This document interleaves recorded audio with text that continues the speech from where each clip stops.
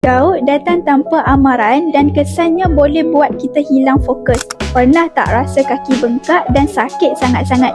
Gout ni masalah yang melibatkan kristal asid urik yang terkumpul dalam sendi, dan bila kristal tu menimbun, ia menyebabkan keradangan yang teruk. Kaki bengkak, sendi rasa sakit dan panas, memang tak selesa langsung. Punca utama gout adalah asid urik yang berlebihan dalam darah. Biasanya asid urik ni terhasil bila kita makan makanan tinggi purin macam daging merah, makanan laut atau minum alkohol. Bila buah pinggan dah tak dapat tapis asid urik dengan baik, ia akan terkumpul dan membentuk kristal tajam dalam sendi kita. Tapak baru adalah penyelesaian semula jadi yang boleh bantu mencairkan kristal asid urik tu dalam sendi. Dengan herba semula jadi yang ada dalam tapak baru, ia membantu mencairkan kristal yang keras dan mengurangkan bengkak dan radang sendi. Jadi, sendi kita akan jadi rasa lebih lega dan ringan. Selain itu, tapak baru juga membantu menstabilkan tahap asid urik dalam darah. Bila tahap asid urik terkawal, kristal tak lagi terkumpul dalam sendi. Jadi kita tak lagi berdepan dengan masalah gout. Tapak baru bukan sahaja membantu mencairkan kristal, tapi juga memberikan pelincir semula jadi pada sendi supaya pergerakan kita lebih lancar.